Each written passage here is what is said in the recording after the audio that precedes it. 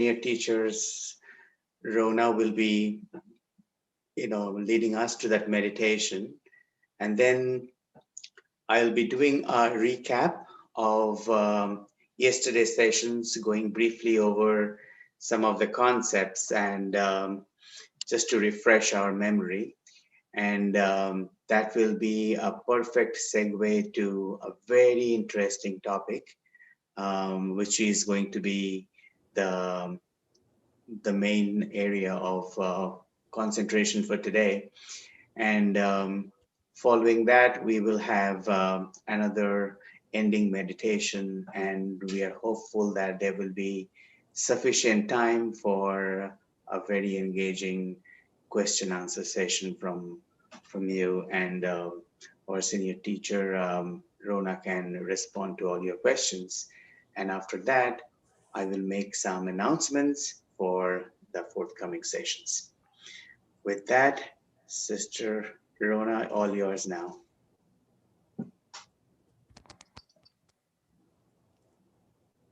Good afternoon, and nice to see all of you again. Is the sound okay? The sound is okay. There is a little bit of echo with the sound. Can you say a few more words? Yeah, I understand. Just give me 1 second.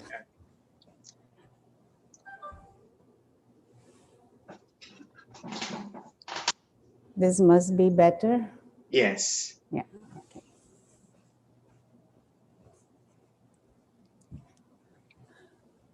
Okay. So let's start with the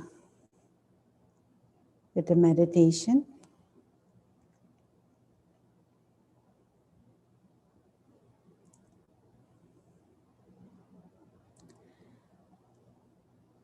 So just like we did yesterday,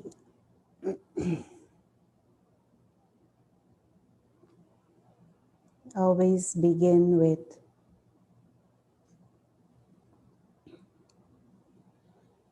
keeping the body comfortable.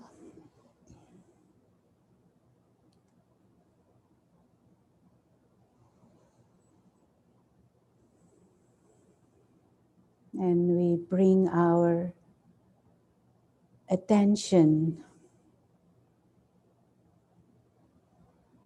in the here and in the now.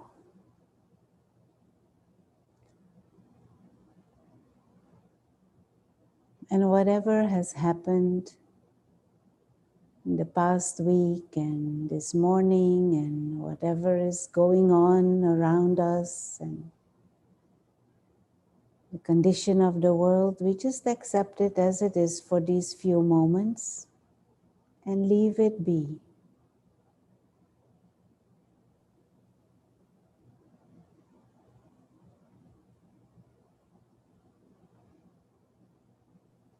And withdraw.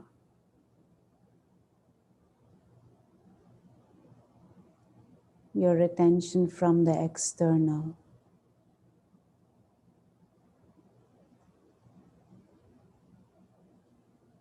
And become more and more aware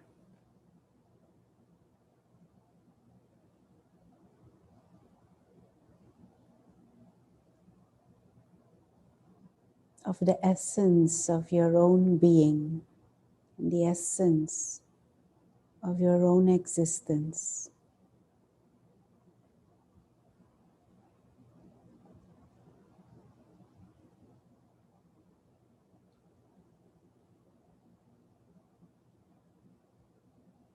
And just as you are aware of the body and the position of the body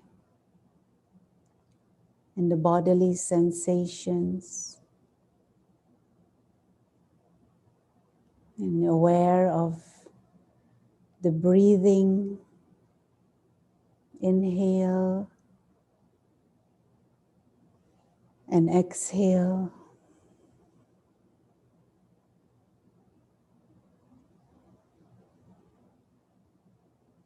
Also become aware of the heartbeat and how the heart pumps the blood to the different parts of the body.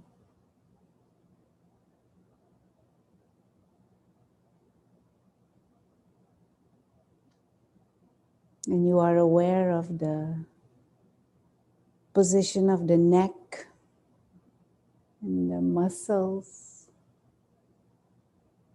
of the shoulders and the face. In the same way, also enter into that awareness that there is one who is experiencing everything.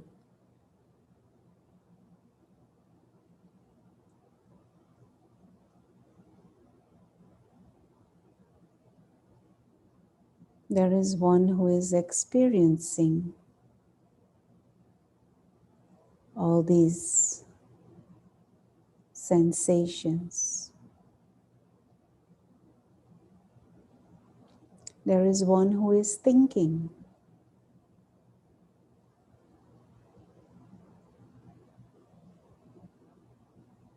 The one who is sitting behind the eyes,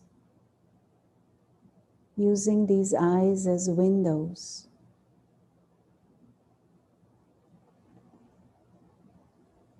to see through.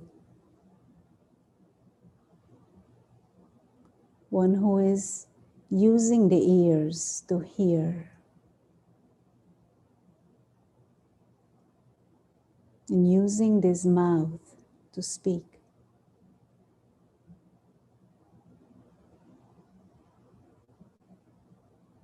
The inner being or the higher being, the soul.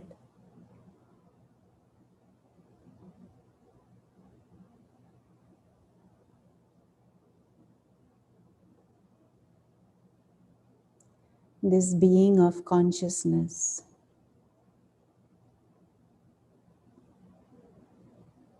is the real self.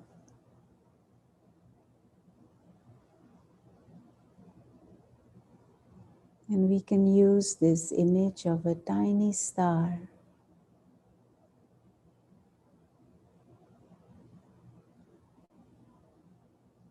in the center of the forehead, just behind the eyes.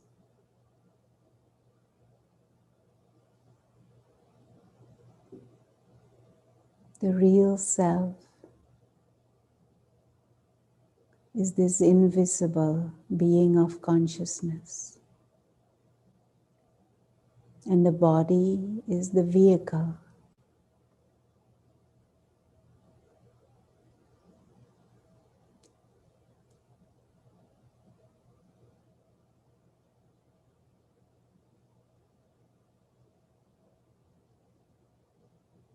And this real self,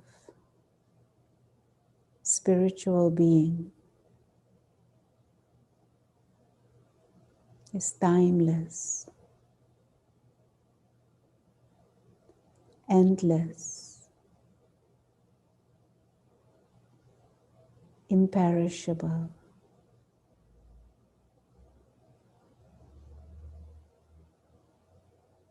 free,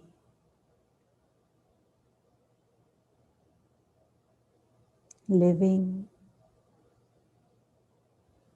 light.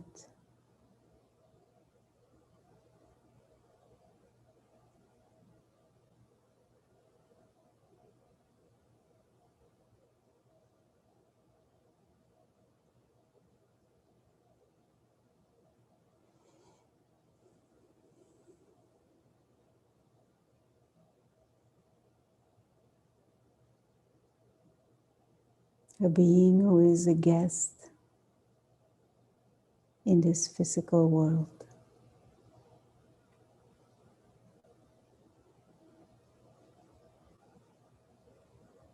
A traveler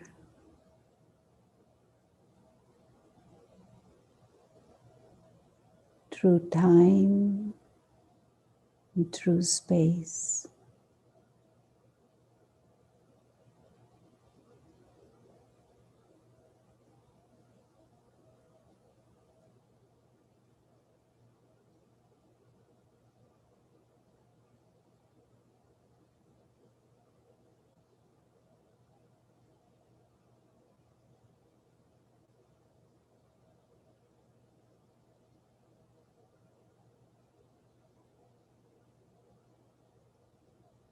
Pure, peaceful, living, timeless light.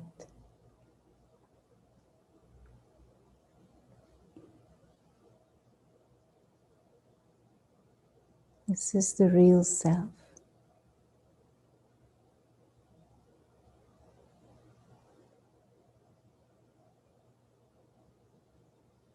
Invisible, but very real.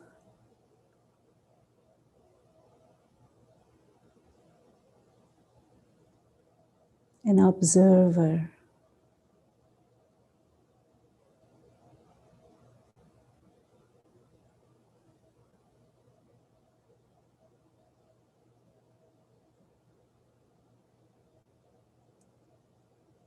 and for a few moments just try and grasp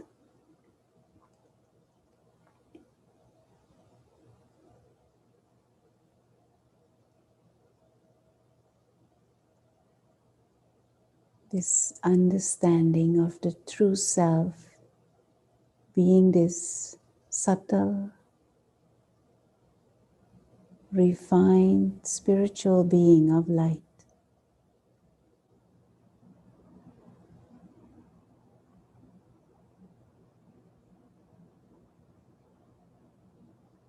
And the body is the vehicle.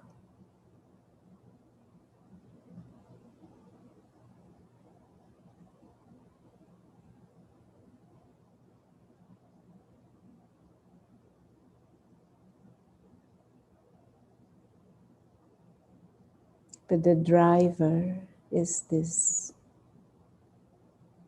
timeless being of light, temporarily visiting.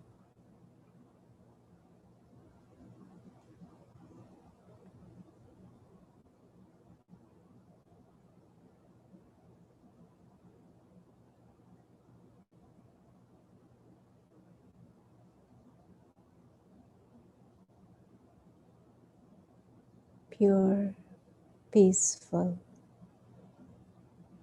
living light.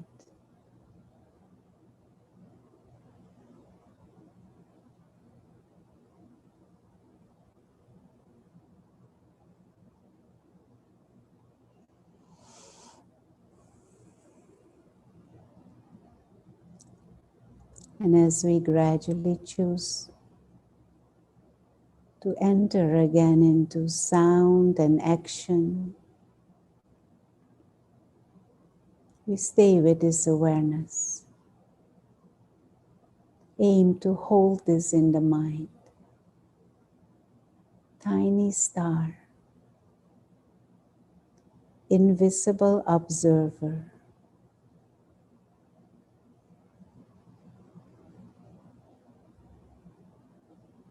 Thank you.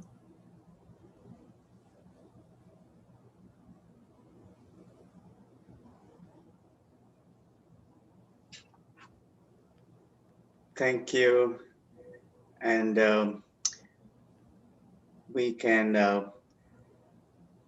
go through the recap. I hope everybody can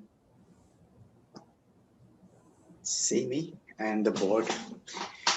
So welcome back. So yesterday we went over quite a few concepts, and I'm sure they were a lot of information. And we also sent you handouts which had actually 5 components in it. It's not that you have to read all of them in one shot. This is a lot of information. There are very valuable links. In part 3, you'll see the different steps of meditation. We have a little bit of a description what each step meant, and then there are different topics, which is the second step, and you will find it very useful. That is the feedback we got, and we have always shared that early on so that you have it with you and you use it more like a reference document. So we talked about meditation, as a very popular topic, and as a matter of fact, feels like there is a supermarket of meditation techniques. But it is very useful to know that different techniques have different aims and objectives, and necessarily all do not meet the same outcome. The meditation that we are practicing here is Raja Yoga meditation, and its primary focus is to be aware of the inner being, the being of consciousness, the inner world. And by inner world, what we mean is our mind, our intellect, our tendencies, our impressions, and our character traits, and get a mastery over that inner world. Now, Raja means king, and king is not a king over different people, but king over your mind. So, like a ruler of your mind, like becoming the boss of your mind. A lot of us, we use the expression of a monkey mind. So, this is more like getting self-sovereignty.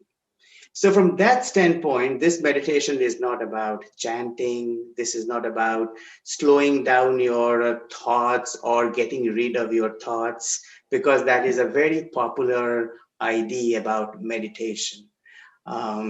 In fact, um, we think if we really try to stop, thinking. I never tried it, and I think it is something very unnatural. What we really land up doing is we think too much. We think a lot of unnecessary things, useless things, and even repetitive things. And one way to look at Raja Yoga meditation is it teaches us, or it helps us to learn how to think constructively, how to create spiritual thoughts. Spiritual thoughts means thoughts about the spiritual dimension of life, thoughts about the spiritual dimension of self. And when we create spiritual thoughts, it will lead us into experiences that are spiritual, that are empowering, that are soothing, that are calming, that are balancing, that are harmonizing. And when we do that, you will observe that the number of your thoughts have come down and the speed of your thoughts have become slower. So that is one key aspect of Raja Yoga meditation. Another thing to keep in mind is it is not that you are sitting in one place quietly and just thinking with your legs crossed and your eyes closed. This is a meditation technique of creating a meditative state, which means building a capacity to create spiritual thoughts, so that you can go through your life with an attitude, with a vision, with a mood of which is much more spiritual in nature. So that is overall how this meditation practice is kind of unique and the overall aim of meditation. Now I will go back to our pictures that we drew yesterday. And we talked about, I hope you all can see the board. And we talked about two worlds, the physical and the non-physical. Now the physical world that we are very familiar, we have the physical body, we have the family dynamics, we have different objects, we have education, job, we have car, politics, many different things. Lot of variety, and there is a variety of experiences, and there are a variety of possibilities. Now, the one who is experiencing this is the invisible experiencer. And even in the meditation, we refer to the invisible experiencer, the soul, and we symbolize the invisible experiencer in the image of a star. And here I am drawing the picture of the star, and I'm drawing a face, but you really cannot have a face when the invisible experiencer. But the idea is the face, it symbolizes consciousness. It symbolizes awareness. The face symbolizes that there is the potential of and the power to experience within the soul. Say, for example, if there is fire, and if you put your hand next to the fire or near the fire, you feel heat. It is that invisible experiencer who is feeling the heat. It is not the hand by itself who is feeling the heat. And that is the difference between a living body and a corpse. It is the invisible experiencer who feels the heat. It is the invisible experiencer who feels the cold, who feels hunger, who feels happiness, who feels joy, who feels sadness. The corpse is not going to say, I am cold, or I'm happy, or I love you. That would be pretty scary, but we are not going there. What we trying to understand that the invisible experiencer is the real self. The invisible experiencer is the soul. And the invisible experiencer is a separate entity from the body, and that entity is not physical. So the meditation practice broadens our awareness of self. Now, when we go to introduce ourselves, we usually introduce ourselves with this physical body. The physical body usually has a name. Say this name is John. John has a job. John has education. John has a family. John owns a house, owns a car. That is all good. But what about the invisible being? What about the experiencer? So this introduction at the best is not complete. So this meditation or the spiritual knowledge makes us aware of or broadens our awareness or perspective of self. It also brings into awareness that there are two dimensions simultaneously here. The physical dimension is something which we are very familiar, but there is also an invisible, non-physical dimension, the dimension of the invisible experiencers. And that is what we represented here as the home of the souls.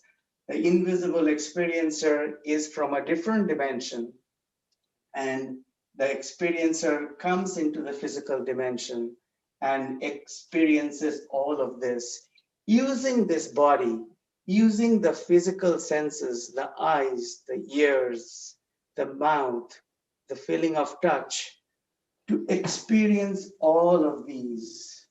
So from that perspective, the physical body is like a tool for the experiencer. Another analogy that can be very helpful to understand this perspective is the analogy of a car.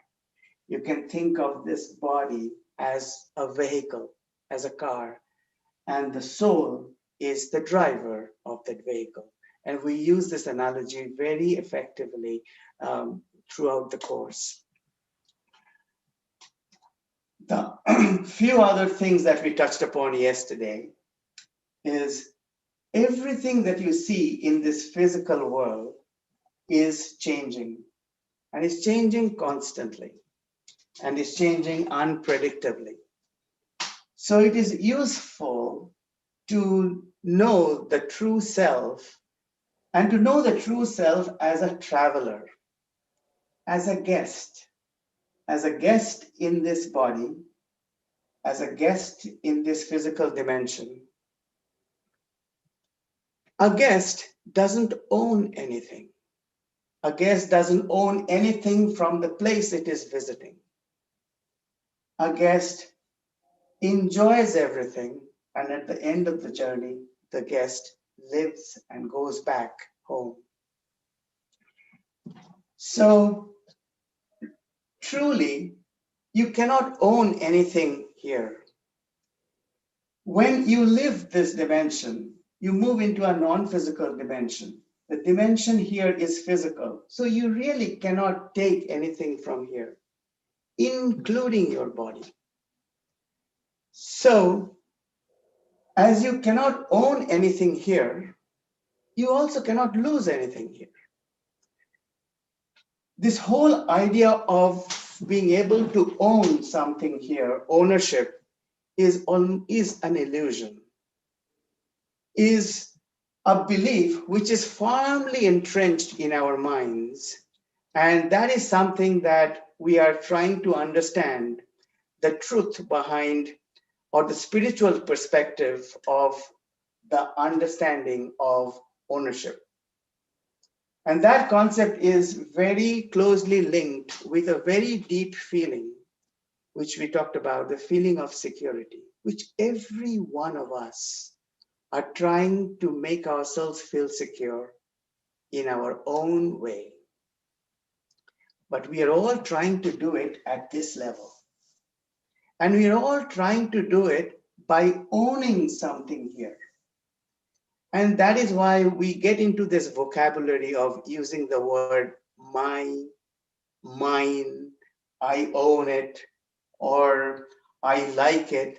And this leads to feeling more insecure because of the fear of loss, based on a wrong understanding that anything and everything at this level can be owned. And the act of ownership is going to give a feeling of security. I mean, even if it does for a temporary period, because everything here is transitory. Everything here changes. Spiritual perspective gives a very different option. And two aspects of that option is, the first one is at an internal level, when we realize that the true self, the invisible experiencer, is a being of consciousness, being of light, imperishable, eternal, and is independent of what is happening at the physical level. That is one aspect. The other aspect is the feeling of belonging to a family. All are souls, and as souls, we all belong to one family. And we are all travelers, and we are all here, traveling through time and space. Also, as souls, we never die. So truly, we cannot lose anyone. So these two aspects gives us that deeper feeling of security. And that feeling of security gives us that feeling of peace, feeling of content, feeling of detached involvement. It's a feeling that everyone is looking for. And through the regular practice of meditation, it is possible to experience and get into that realization. Now, these are the things that we talked about, and only a few more things, couple of things that I want to touch on before we move on to the next part of our discussion today. We already talked about meditation, but another aspect of Raja Yoga, the meditation that we practice here, is embedded in Raja Yoga. And as you have noticed, it's a combination of meditation exercises and spiritual knowledge. And the aim of both is to elevate our consciousness so that our thinking and our consciousness becomes more spiritual. And then our behavior, our attitude, our vision, our words, our actions will be more spiritual. And that is going to find expression in the way we conduct ourselves, in the way we do our daily activities. And ultimately, it will reflect in the world that we create around us. Another aspect of Raja Yoga meditation is to rediscover the memories that are almost forgotten and are hidden and buried in our memories. The memory of the soul as a being of consciousness, imperishable, eternal, the memory of home of the family of souls, and the feeling of brotherhood, the feeling of family, the eternal bond. And the feeling of brotherhood is not at the physical level. As physical human beings, we are of different gender, we are of different ethnicity, we are of different cultures, we have multiple different backgrounds. The feeling of brotherhood is at the level of the soul. So with that said, I would like to hand over to our senior teacher, Rona, to take us into the next part of the program and meditation and question answer.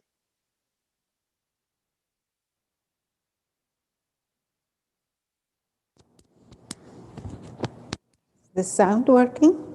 Yes. Okay. Thank you, Suben. Maybe we can just do a quick, short meditation practice again before we move on.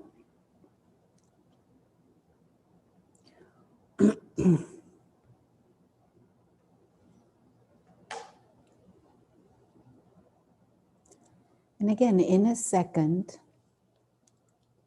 just as if jump mentally into that awareness.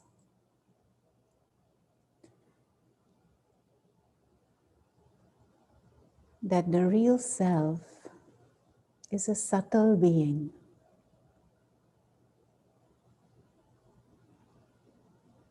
And this body and the bodily personality, it is a tool.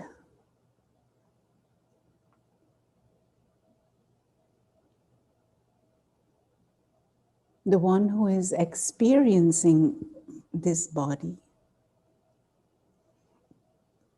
higher being, the soul, that is the real self.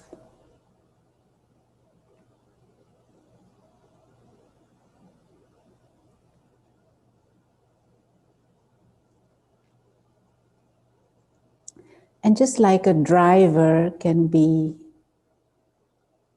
in a car and using the car, and spending a lot of time in the car, but never becomes the car.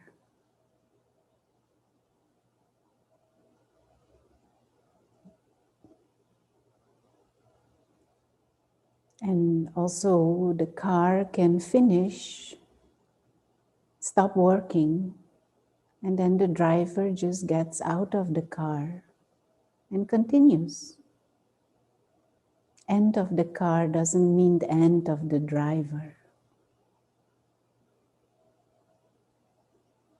Driver has independent existence.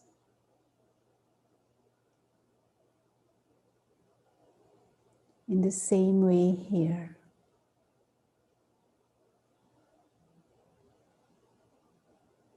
this tiny living star, the higher being,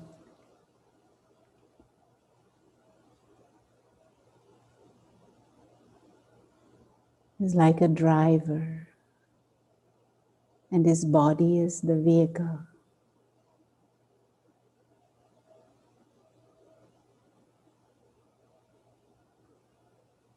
And meditation is about holding this awareness of the self as this subtle,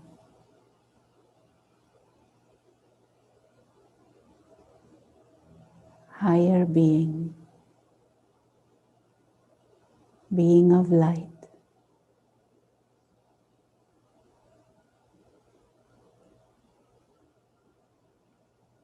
being of consciousness.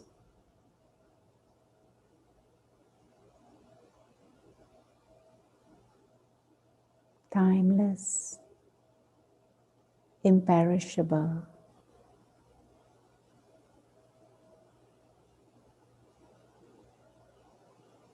traveler.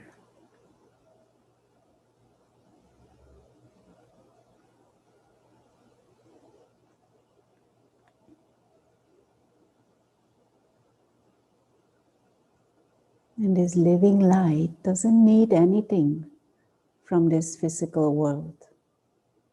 It's just visiting, like a tourist passing by.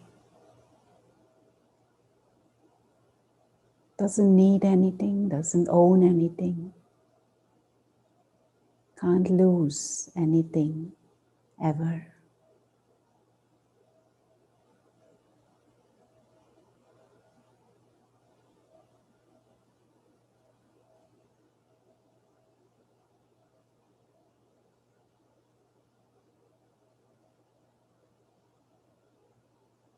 Pure, peaceful, free, secure, living light.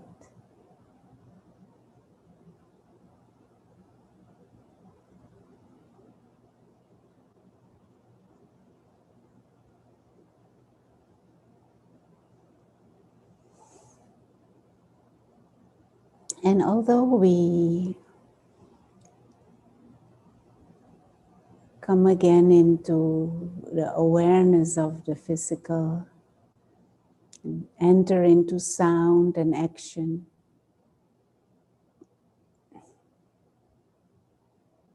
let us aim to hold this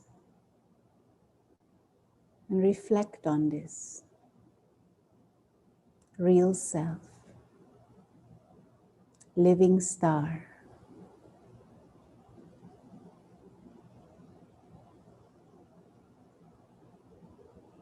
invisible traveler.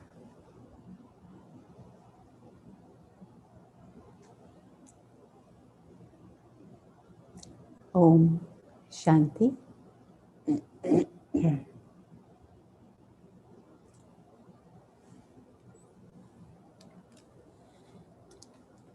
Within the Brahma Kumaris, these words, Om Shanti, are often used. You will hear this, and you have maybe heard this already in other events. And these two words are actually the essence of our existence. Om means I am a non-physical being, a soul, a spiritual being. And Shanti means full of peace. The peace is my natural nature as a soul. And so we use these words to remind ourselves of of our true self, of our spiritual identity. And also we use it as a form of greeting when we interact with others, to remind ourselves and to remind others. I'm a peaceful spiritual being, and I meet you and I understand that you are also a peaceful spiritual being, my brother. So a very beautiful way of meeting and greeting. Om Shanti.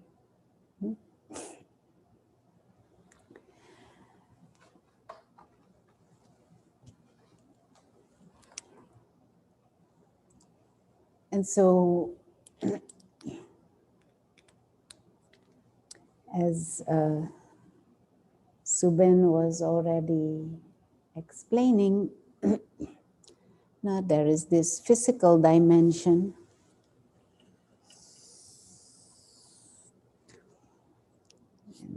Rona's sketches are not so beautiful as Subin's sketches. But there is this physical dimension, and there is this body, and there is this house, and there are all these, there's nature, and there are all your gadgets, and there are dollars, and all kinds of things in the physical dimension. And there is the one who is experiencing it all, the being of light, the soul. And the soul is using this body as a medium, as a tool to experience. And this being has come from another dimension. This being has come into this world, has come into this body, travels through this body, and then at some stage, body will not be there anymore. Can you see? Yes, we can see. Okay. So this understanding of the self as a traveler is a very useful traveler or a visitor. We all know there was a time when this body did not exist. When the soul comes into the body, in the womb of the mother, the body grows and there is the physical birth. The child grows up, adult, and at some stage, the body is coming to the end of the lifespan. And then soul leaves the body. And the one who says, Subin was explaining, the one who says, I am warm, or I am cold, or I am hungry, or I love you, or I hate you, or I like this and I don't like this, is not the body. Because when there is a corpse and the being is not there anymore, the body doesn't say, oh, I'm cold, oh, I am hot, I love you, I don't love you. That is the being who is experiencing and having those thoughts. And the being is temporarily in this body, temporarily in this physical dimension, experiencing and expressing. But the being moves on. The end of the experience doesn't mean the end of the experiencer. And so where has this experiencer come from? If we are travelers and if we are guests here, if we are drivers in the body is the vehicle, then where have we come from? Where is our home? If this is not our home, and it is not, because we are just temporary, this is like a hotel. Temporarily you are here. Something happened with the focus. Yeah, it's back now. Good. Is it good now? Yeah, it's good now. But it's still, that's not, the focus is not very sharp. Yeah, it is okay now. It's good. So part of our meditation practice is also to remember where we have come from. And it was already mentioned, there is that dimension of silence, that dimension of stillness, that dimension of pure light, that dimension beyond the physical is the home. We can't see the top, sister. The home we can't see. The beings of light. Oh, what is going on now?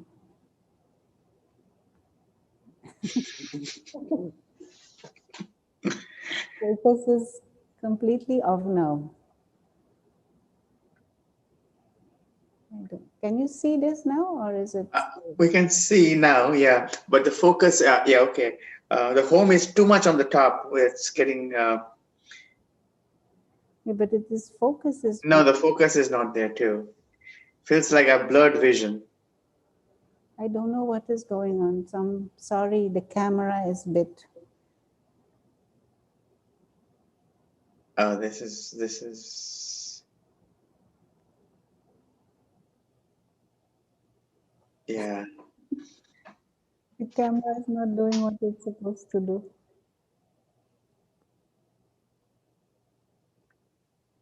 Come on, come on, come on.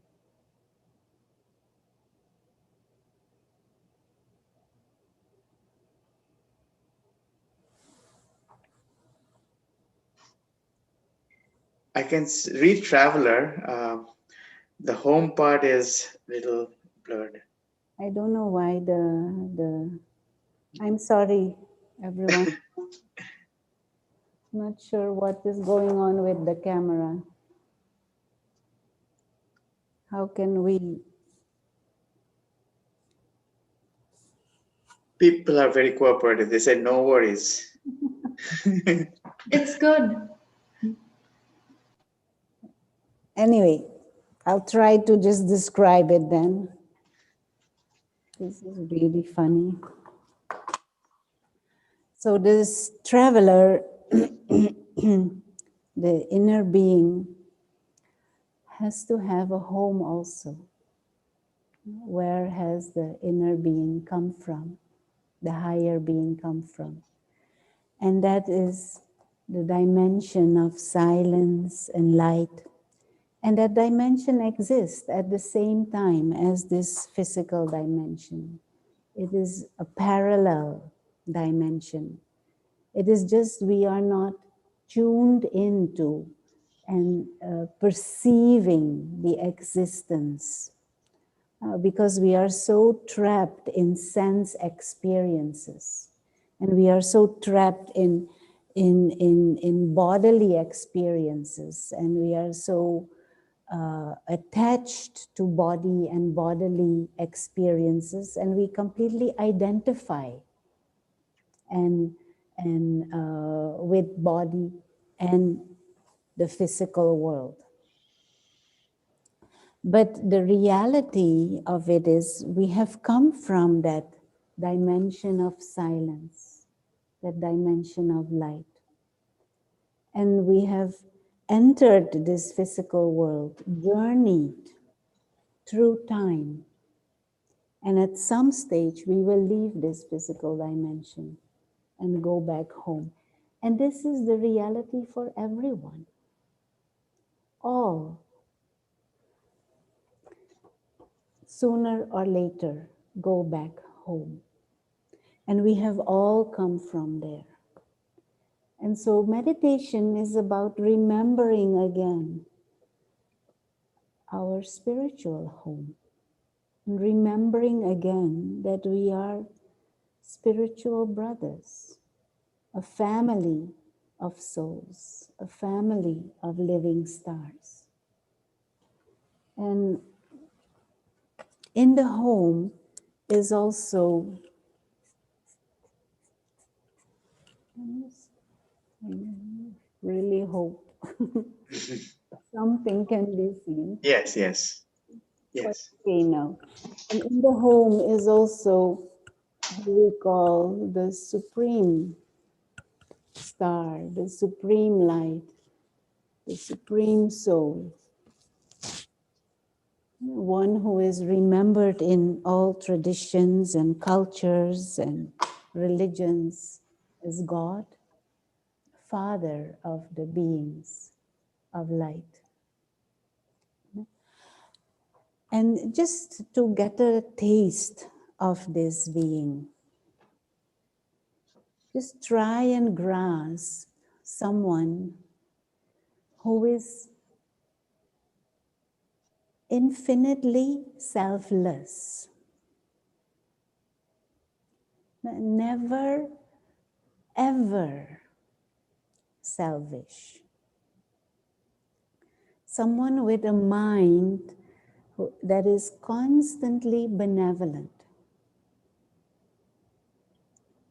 And someone who is endlessly wise. Endlessly wise and always wise, also wise in the form of wise in giving, even under provocation, even even when there are extreme challenges. This one is wise, this one is loving, this one is peaceful. God has also been described as zero, or the alpha point, the beginning. Zero, because he's zero in ignorance and zero in sorrow, zero in ego, and zero in vices, zero complaints. You like that? Someone who never complains. Someone who never, zero in sorrow, and zero in anger. Someone who never ever gets irritated, even under extreme provocation, cannot help but love. Doesn't know what is anger, doesn't understand arrogance, doesn't know what is greed, doesn't know what is desire. Someone with a mind like that who is absolutely benevolent, absolutely benefactor, absolutely peaceful. That is an intent to describe the supreme being, the supreme soul. And we souls are like the supreme soul in potential, innately. And this is why it is said father and child. Not because we give birth or create, but we are like the supreme soul. And the supreme soul never gets into I and mine. Never says, oh, this is I, and this is mine, and this is mine, and this one is mine. The supreme soul always stays in that loving but free, detached awareness. The supreme always holds the clarity of the bigger picture.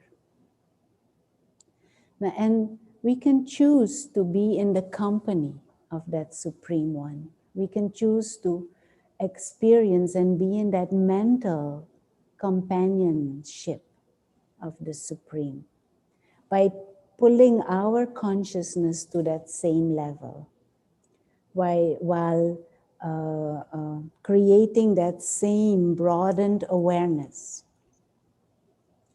And that helps us reinforce our own higher nature. So the supreme is like the supreme beautiful traveler, you could say. Doesn't come into a body of his own here and never says I and mine. And we say he, but it's not gender he. But Supreme is like a parent, father or mother of soul. And the experience of that relationship, soul to Supreme, is like the relationship of a child and endlessly loving parent, endlessly loving mother, endlessly loving wise father, who is like an ocean of peace, an ocean of love, an ocean of wisdom, an ocean of purity. And so in our meditations, we can experiment with all of this. Experiment with pure soul consciousness. I'm a being of light, as traveler. The other area to experiment with is to remember the space of our origin, the home of souls, the family of souls, but also to generate that awareness and that experience of company of one who is ever pure, one who is ever wise, one who is forever without ego and attachments and anger and anxiety, one who is forever secure and in the awareness of being eternally secure. And so this beautiful practice and this beautiful way of life to live in the awareness of your own higher and divine nature, and to live a life where there is the constant companionship of the Supreme, who is like a mother, father, but also a supreme friend and companion. Now, having said all this and having we have given you some tools and some examples of meditation and how to meditate, and you must have received also some handouts that can further your meditation practices. And it is a fascinating, wonderful journey, but there are also challenges. And this is also very useful to properly understand. Now, what you will experience, what many of us experience, is that when you sit and you want to meditate, first thing that you might notice is that lots of other thoughts will bombard your mind. Lots of other thoughts will pop up in the mind. No, and on the following classes next weekend, we will go more in depth and detail of that.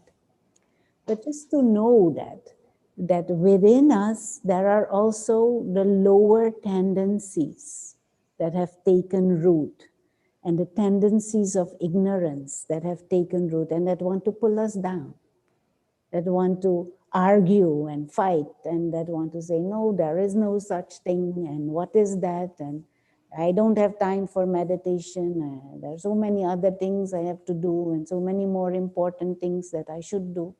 There are these tendencies within us that want to pull us away from exploring our own higher nature. And one easy way that I tell this to myself, visualize this for myself, is there is this angel within. And the angel is innate. That is the true self. The higher being is innately angelic. But over time, ignorance has built up and has created a little demon inside here. And this demon is not so little sometimes. Sometimes it is very big and it takes over and it overpowers the angel and act in arrogant ways, in angry ways, creates attachments and lust and greed and jealousy and laziness and anxiety and anger. And this little demon doesn't want to sit and meditate. So when you choose to sit and meditate and choose to nurture these higher tendencies, want to experience this inner peace, this demon gets restless and says, what? I want some chocolate. I need to eat something. Let me put on some other thing. I need to call this one, or all kinds of thoughts it will bring. And to just recognize this as a game within. This is like the game to distract you. So we need a certain determination, a certain dedication, a certain conviction, and a certain deeper aim also. And to act on recognizing the innate goodness of the true self, and to choose to nurture that. So the process of meditation and your spiritual journey is an active process, an alert process, because at this moment, the default means this little demon is in charge of your mind. This little demon says, what? Meditation? No, forget it. What is this?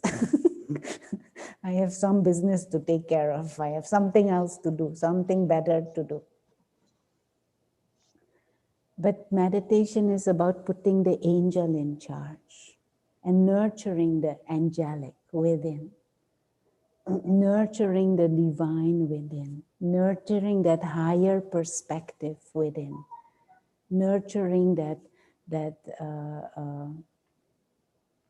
benevolence and that security within. Now the demon is obsessed with things here. Doesn't want to even acknowledge the true self as a spiritual being.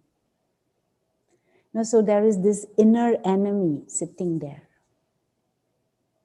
And this inner enemy is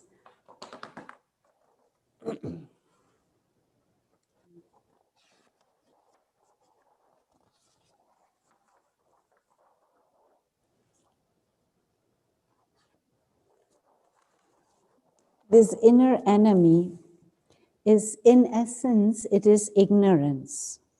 So if we draw a picture, is the focus a bit better now? I think so. So if this is a picture of your mind, Yeah, that's good. then one thing that is in our mind is our image or our idea of who we are.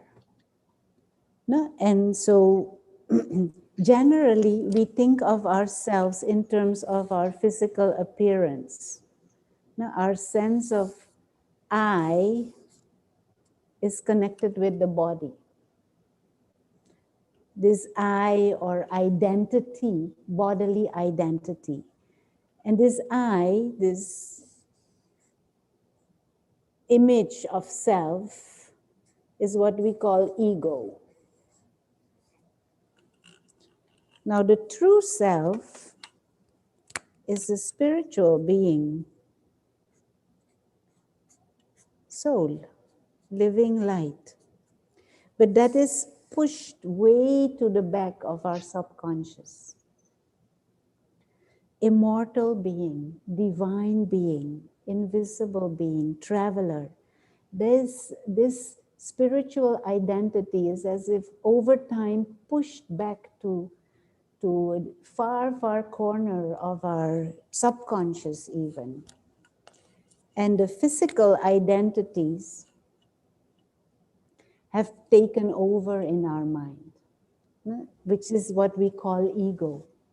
And so there is an identity based on body and on gender. We create ego or identity based on ethnicity. We create ego based on positions. We create ego based on possessions. We create identity based on the people we relate to, that I am the daughter of so and so, or my aunt is an important person. We create identity based on our intelligence and our education and our job.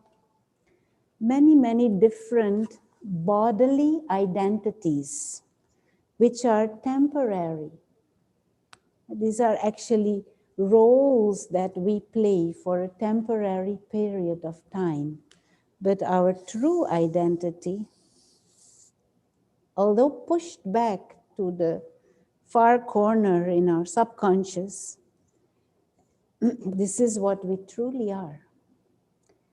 And all these egos and false identities, they have their own desires and their own needs and their own obsessions and their own interests and their own tendencies and their own habits. But this has become so entrenched in us that this is the default. So all these different egos put together is what we call this little demon inside. And this little demon inside has its own expectations and demands and creates different thoughts in your mind. Thoughts and feelings and preferences and likes and desires. And they are contrary to the thoughts and the feelings of the angel inside. And so it is the angel that wants to learn to meditate. It is the angel that is nourished, that angelic awareness, that angelic identity is nourished through spiritual knowledge and through meditation. But this one wants to think about money and or chocolates or some movie or some other person or some job thoughts. Even if we are not at the job, even if we're just sitting at home, nothing to do with money or job, still this ego wants to think about that. And so these different egos, they are interfering with your meditation. This is the enemy within. Now the solution is simple. You don't fight with all these ego. You just say the same as what they are saying.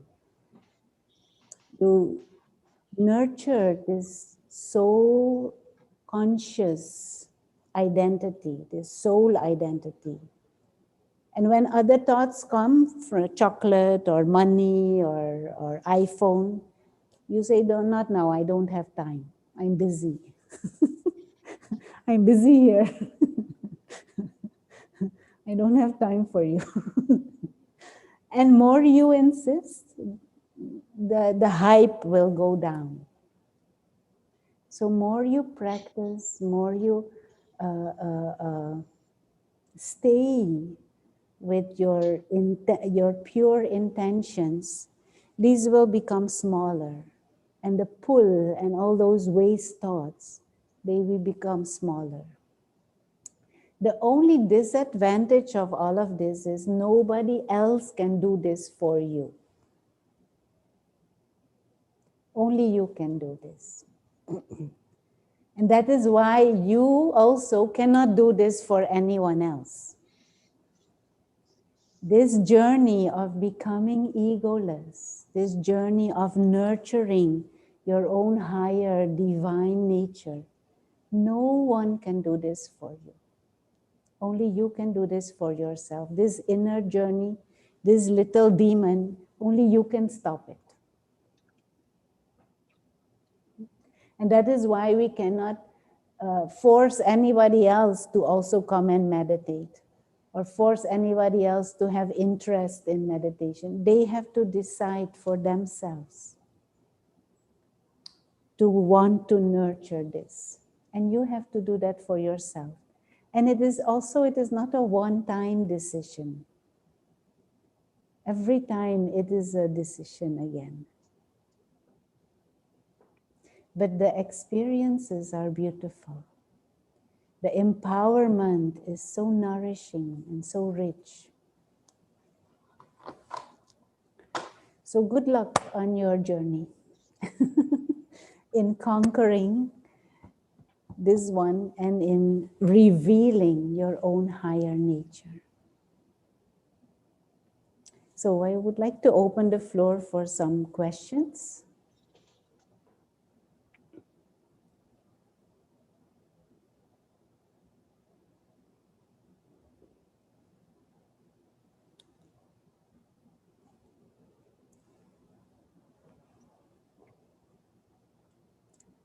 Are there any questions? Sorry, I'll go ahead. You mentioned another class like this next week where you're going to go into some detail with dealing with obstacles in one's practice. Yeah, this is like the follow-up course. This is what is called the introduction of Learn to Meditate. And next week, same timings, Saturday and Sunday, will be the foundation. So there are 4 levels if you want to take it completely, 4 weekends. And we will go a bit more in depth in this, the dynamics in the human mind.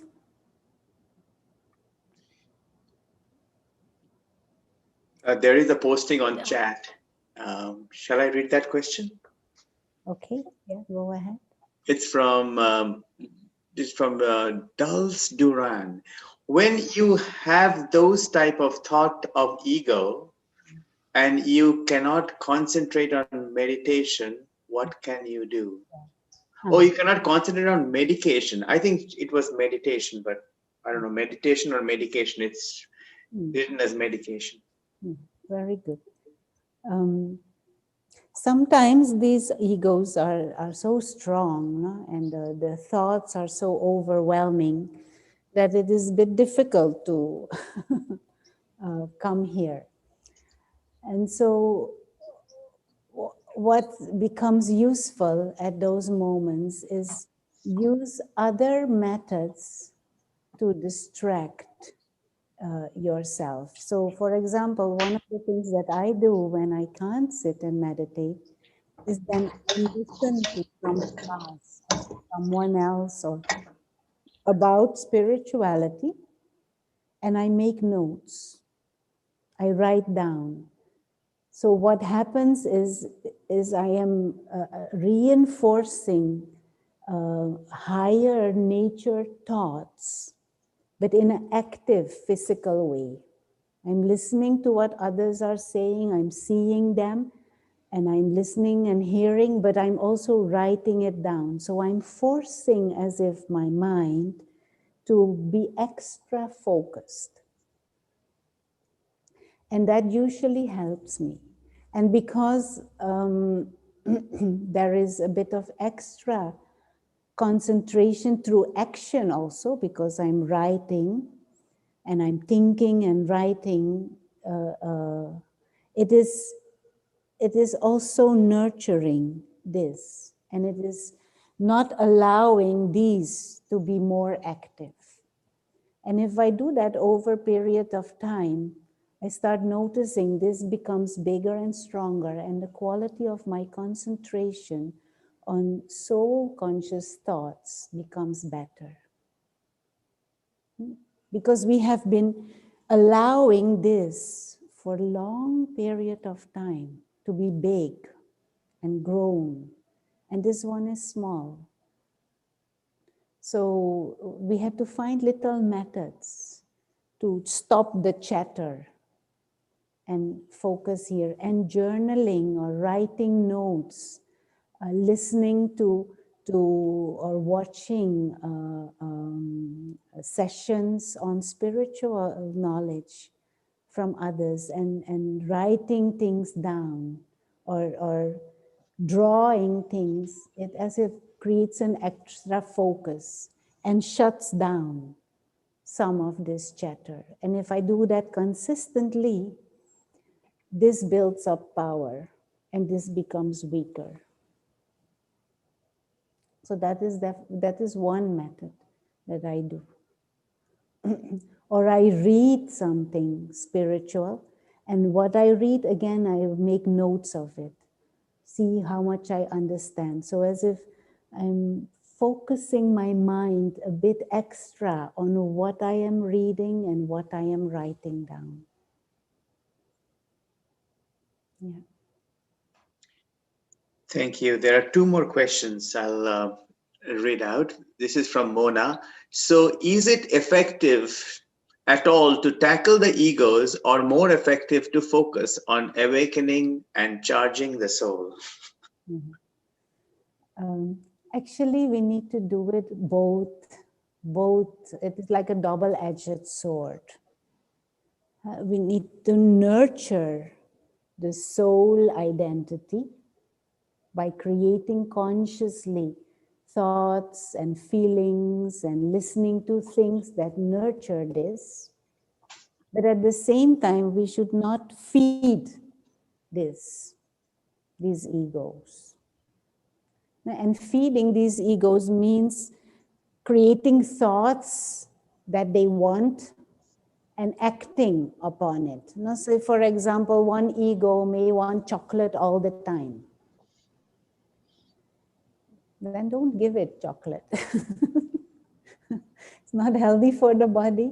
But even the thought of chocolate and how nice it tastes, chocolate, is enough for this ego to stay strong. So to distract your mind away from chocolate. But at the same time, experience the sweetness and the peace and the refined feelings of the angel or the higher being. So we need to work on both fronts. Not feed these, but also to experience and to nurture this. More this grows, this diminishes, but also more we deflate the ego, not give it power, more we give space for the angel also to breathe. Thank you. Mona also says thank you. And there is one more question. This is from Ashwarya. When you say the soul is a guest, how can then one feel a sense of belongingness to the soul? To the soul? Soul is the guest, no?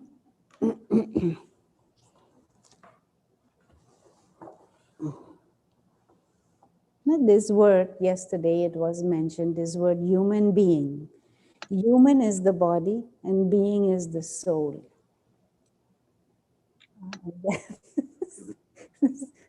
Not focusing. And just like a car and a driver. So the driver is in the car, but the driver is not the car. So in the same way, the soul, the real self, is the driver and the body is the car. So I am in the car, but I am not the car. And I don't belong to the car either. And I can leave the car again.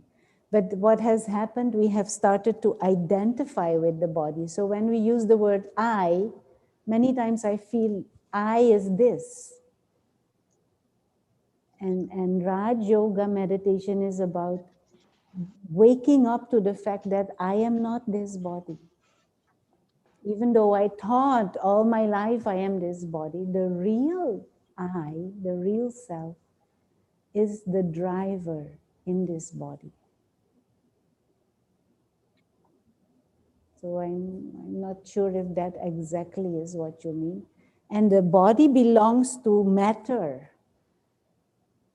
And I, the soul, the spiritual being, belongs to the spiritual dimension.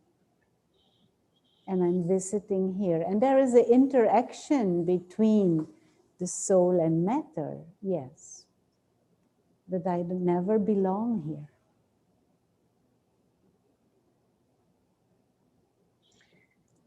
There is another interesting question. Can I move on or you want to continue? Okay. This is from Joe. There was a mention of recalling memories of our divine nature during meditation. Could you speak more about that, please? Yeah.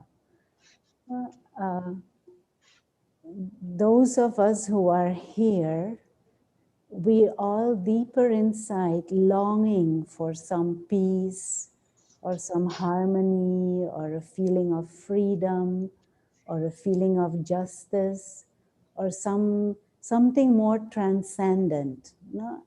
Or even if it is just we want to be free from stress, we want to be peaceful.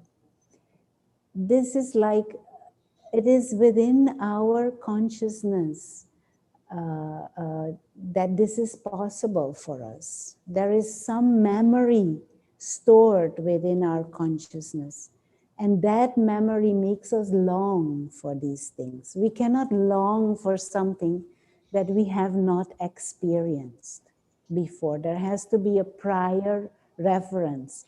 Now, for example, I cannot say, oh, I desperately want mango, if I have never seen mango, or if I have never tasted mango. Now, there is a past reverence for all the things that we aspire for, but many times we translate it very physically, but there is a higher longing there.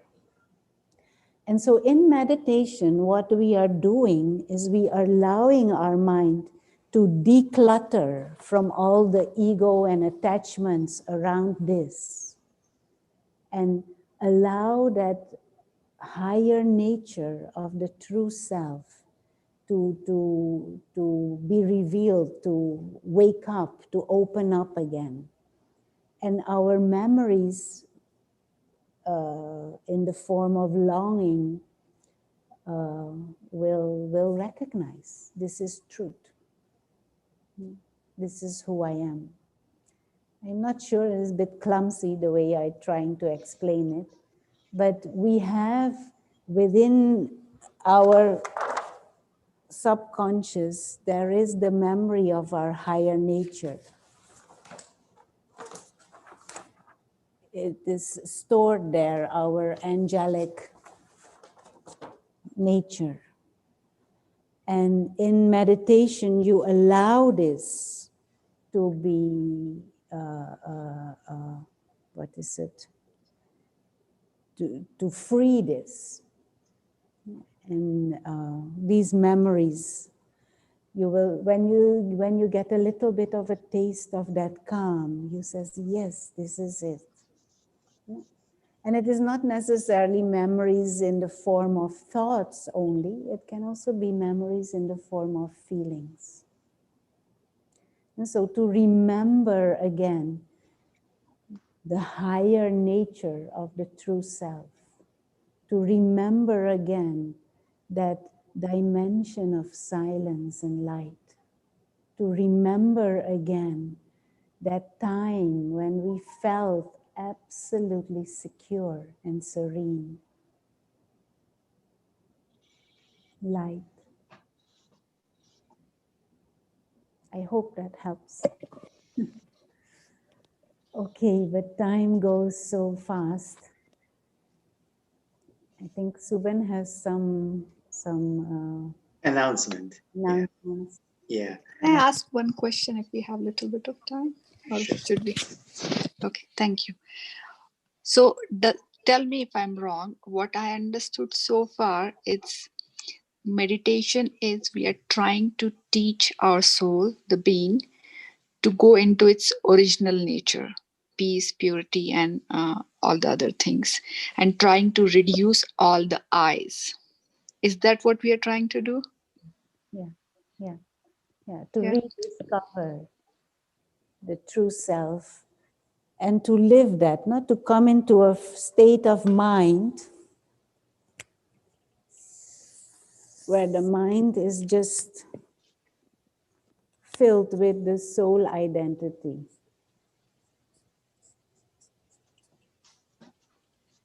Pure, peaceful, loveful, joyful, playful, free, secure. And where all these egos have disappeared. And So- then there will be the experience of this, regardless of what external situations will be like. Okay. So while doing a meditation, should we keep on telling in the mind, just to remind ourselves what is our original nature? Do we need to keep on reaffirming that in the mind? Because sometimes I get confused. Meditation means like, should we just completely silent our mind? Because that never happens. From my own experience, it is not possible to not think. Right. But what we would like to have is these more higher, more elevated thoughts that come from this. So to fill your mind with these spiritual and more refined thoughts. Okay. So keep chatting with our soul about these original nature. But it is not That's what are we? constant talking. It is more you're planting a seed and you're allowing that thought to become a deeper understanding and a deeper truth within you.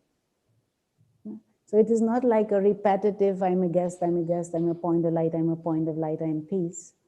No, but to understand why and to grasp and to see, yes, guest, being of light, and to hold that in the mind and allow that to become a deeper understanding. Okay. Get ourselves or the soul comfortable with that idea. So that will become our nature as we keep on practicing. Okay. Thank you. I don't think we have any more questions. So shall I quickly make the announcement? Okay. So thank you all for your time and being so engaging with your insightful questions. As a follow-up, we have the foundation course, which is going to be the same time, Saturday, Sunday next week. So what we will do is we are going to send you an email along with some more material, which will be the last set of material that we'll send. And we will also send you the registration link for the foundation course. And the registration link is also on our website, but we will also provide you with the link. You need to register ahead of time. And we will love to see all of you next week, Saturday at same time, 3:30. Om Shanti.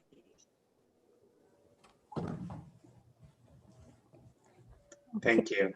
Give me just a few minutes. Sure.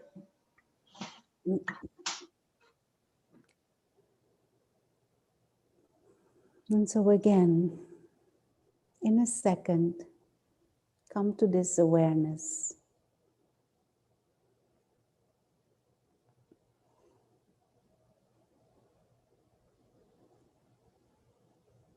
Of this invisible experiencer, like living star,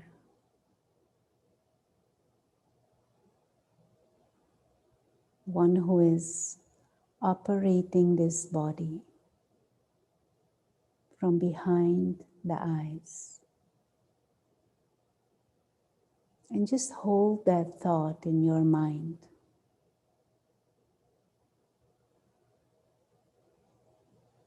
Living tiny star.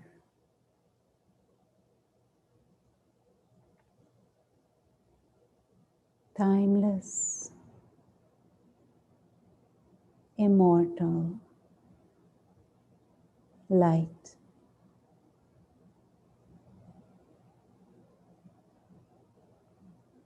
Free,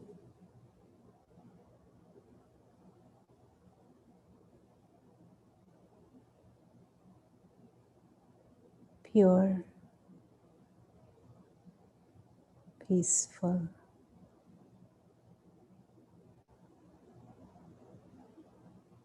living light.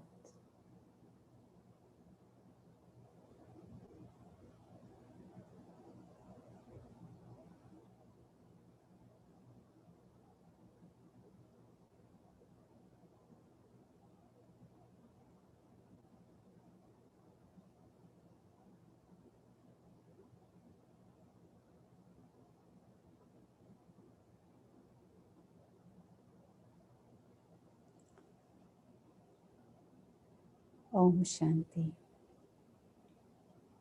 Shanti. And in the handouts that are sent to you, there is lots of information and also some links that are sent to you where you can see some other examples of meditations and some short videos that can help you on your journey. So hopefully you have enough material to continue and reinforce your practices. And maybe we will see you next week. Om Shanti.